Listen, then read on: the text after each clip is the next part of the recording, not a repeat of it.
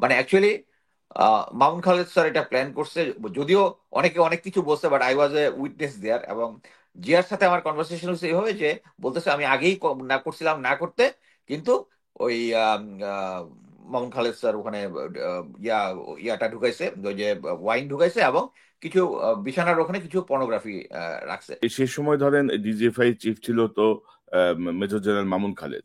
Mamun Khaled Mamun sir ছিলেন, খালেদের correct. ভূমিকা কি ছিল, মামুন মামুন খালেদ স্যার ছিলেন। খালেদের ভূমিকা কি ছিল?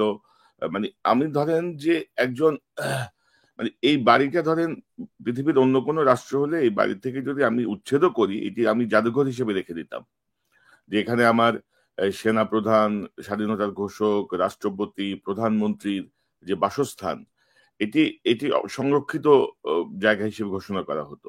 কিন্তু সেটি না করে বিডিআর এর সদস্যদের নিহত পরিবারকে বাড়ি দেওয়া হবে বলে অ্যাপার্টমেন্ট বানানো।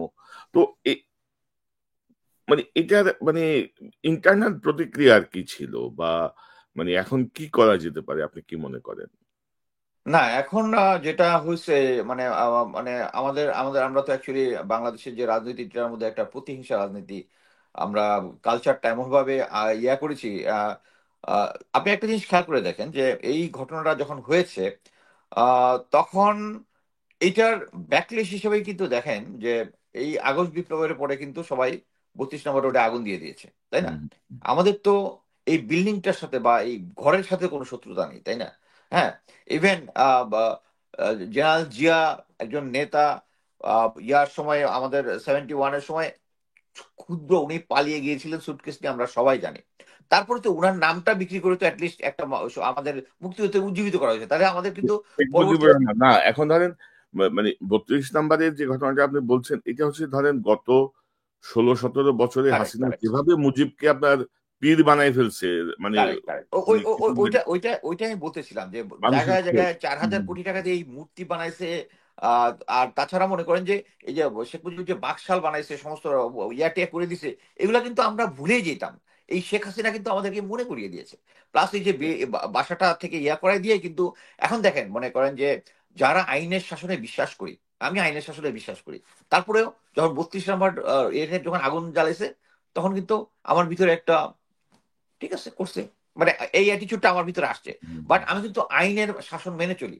আমি ডিপ ইনসাইড মাই মাইন্ড আমি বুঝতেছি এই বিল্ডিংটা পোড়ানোটা ঠিক হয় না, কিন্তু আমি কিন্তু মনে মনে খুশি হচ্ছি কি জন্য? বিকজ শেখ হাসিনা আমাদেরকে লাস্ট 16 বছরে যে একটা সিচুয়েশনের মধ্যে দিয়ে নিয়ে গেছে, সো আমরা কেউই এটা নিয়ে কথা বলি নাই। এটা হচ্ছে এখন মানুষের মধ্যে তো মনের ভিতরে কারো কন্ট্রোল নাই। আমরা যতই সুশীল হই, যতই আইনের শাসন মানি, কারণ আমরা চোখের সামনে আমরা চোখের সামনে দেখেছি প্রায় 1,500-এর উপরে লোক মারা গেছে আমাদের চোখের সামনে, কি শেখ হাসিনার জন্য। তো শেখ হাসিনার জন্য আমাদের সিম্পেথি কোত্থেকে থাকবে? মানুষ হিসেবে যে থাকবে, মানে মানে ফেরাউনের জন্য তো সিম্পেথি নাই। আমরা যদি কোরআন শরীফ পড়ি, আমরা দেখতেছি ফেরাউনকে আল্লাহ তাআলা কিভাবে করছে, ইভেন আমাদের চোখের সামনে। এবং হচ্ছে বড় জিনিস হচ্ছে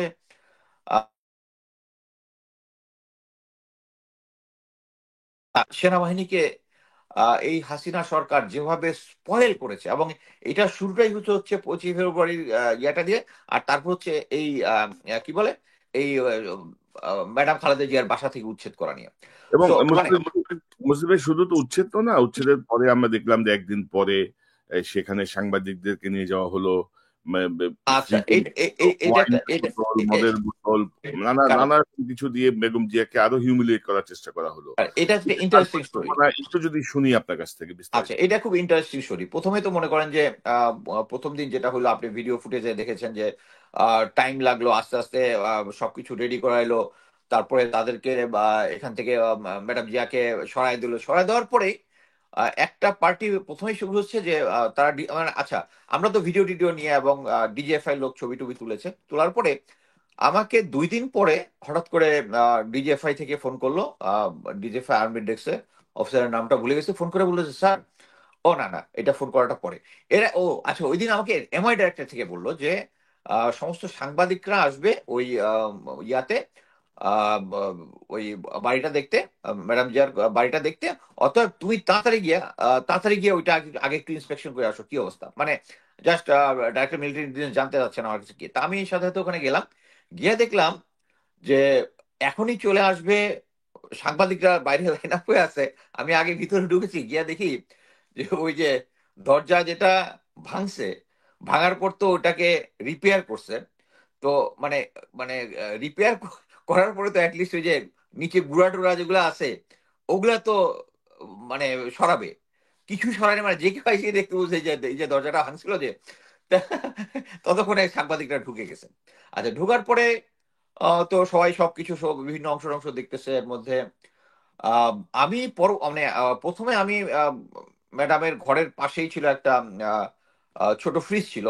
ফ্রিজের মধ্যে তখন সাংবাদিক শ্যামল দত্ত গিয়েছে। শ্যামল দত্ত ফ্রিজটা খুলেছে এবং ওখানে ওয়াইনের বোতল ছিল বোধহয় 2টা বা 3টা। তো আমি দেখে একটু অবাক হইলাম। মানে পরবর্তীতে মানে তখন আমি ওই, তখন তো জিয়া তো আমার তখন ক্লোজ ফ্রেন্ড, তখন জিয়া বলল যে আমি, জিয়া বরিশাল্লা ভাষায় কইলো আর কি, আমি আমি স্যারের আগেই কইছিলাম এই এই সমস্ত জিনিস না দিতে, এটাকে দেওয়ার কি দরকার ছিল, মানে জিয়া বলতেছে আর কি, বরিশাল্লা তার অ্যাকসেন্টে আর কি। মানে অ্যাকচুয়ালি মামুন খালেদ স্যার এটা প্ল্যান করছে।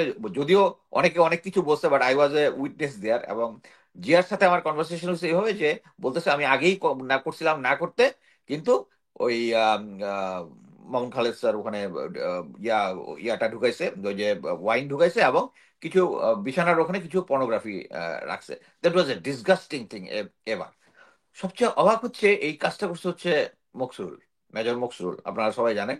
মানে অনগ্রাউন্ডে কাজটা করছে হচ্ছে মকসুরুল। সে ছিল হচ্ছে ডিজিএফআই আর কি।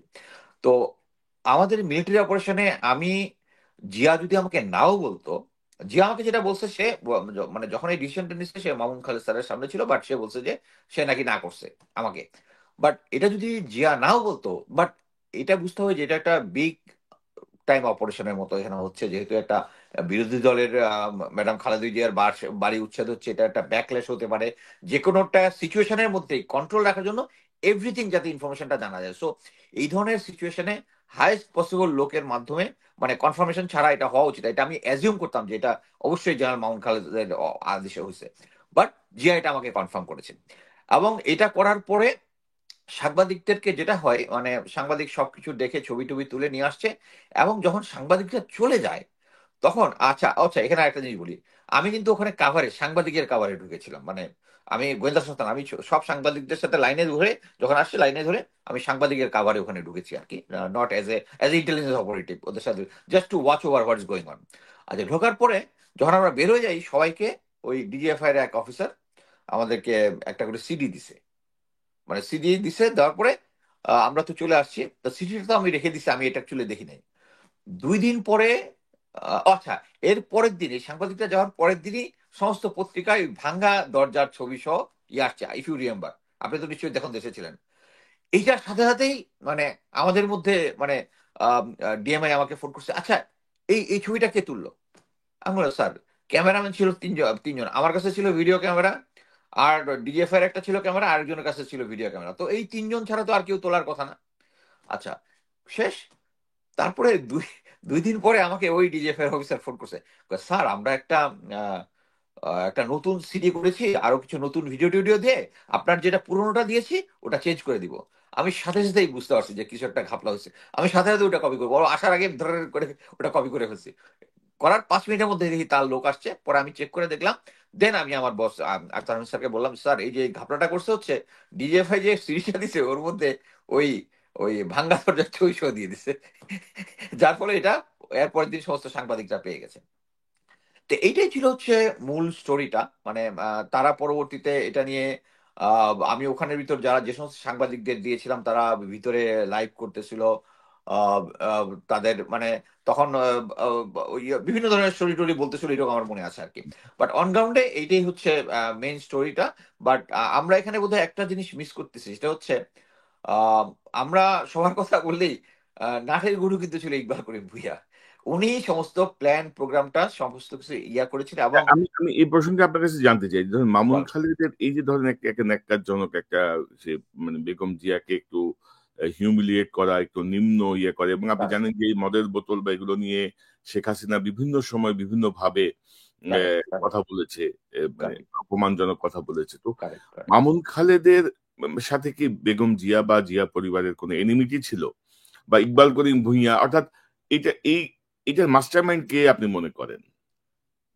আচ্ছা, মানে আমি ইউটিউব জানি না, বাট একটা জিনিস জানি সেটা হচ্ছে আম, মামুন খালেদ স্যার সম্ভবত খুলনা বিএল কলেজ থেকে পাশ করেছে, খুলনা। আহ, ওখানে তার ফ্রেন্ড ছিল হচ্ছে শেখ সেলিম। তাদের একটা আগের থেকে একটা কানেকশন ছিল, এইটুকু আমি জানি যে তাদের একটা আগের থেকে কানেকশন ছিল। এবং সেই সূত্রে মামুন খালেদ স্যারের একটা ইন্ডিয়ান কানেকশন ছিল। এইটা ধীরে ধীরে উনি যখন যত সিনিয়র হয়েছে তত ইয়ে হয়েছে। ইভেন আপনার যে কি উদ্দিন কি সুতোর যেন একটা ছিল না, যে যে বঙ্গভঙ্গ আন্দোলন করেছিল, যে হ্যাঁ, হ্যাঁ, হ্যাঁ, হ্যাঁ, সাতক্ষীরার ওদিকে বলে খুব সাতক্ষীরার ওদিকে একটা, মানে দুই বাংলা এক করো type. G, G, G, that G, was G. Indian project. এবং ইন্ডিয়ান প্রজেক্টের সাথে শেখ সেলিম সরাসরি জড়িত ছিল ওখানে। সরাসরি জড়িত ছিল এই প্রজেক্টটা ইয়া টিয়া করার জন্য। তখন তারা চাচ্ছিল যে তখন তো প্রেসিডেন্ট জিয়াউর রহমানের সময়কাল ছিল, তখন তাকে আনরেস্ট করার একটা সিচুয়েশন ওখানে ছিল। বাট এর ওই সময় থেকেই শেখ সেলিমের সাথে ওনার একটা খাতির ছিল বলে আমি অ্যাটলিস্ট দুজন সাক্ষীর কাছ থেকে আমি পেয়েছি। সো ওনার একটা ডিপ ইন্ডিয়ান কানেকশন ছিল। এবং এইটার সাথেই মানে আমি পার্সোনাল তার সাথে শত্রুতা আছে সেটা বলবো না, বাট উনি যেটা করেছেন সেটা হচ্ছে, যেটা করেছেন ব্যক্তিগত লাভবান হওয়ার জন্য। উনি চেয়েছেন যে আহ বিএনপি সরকারকে একটু ইয়াড করে আওয়ামী লীগকে উঠানো, এবং আওয়ামী লীগকে উনি যত হেল্প করবেন তত শেখ হাসিনা তাকে আরো উপরে উঠাবে। এইটাই ছিল, এটা পার্সোনাল এইম আমি যেটুকু বিশ্বাস করি।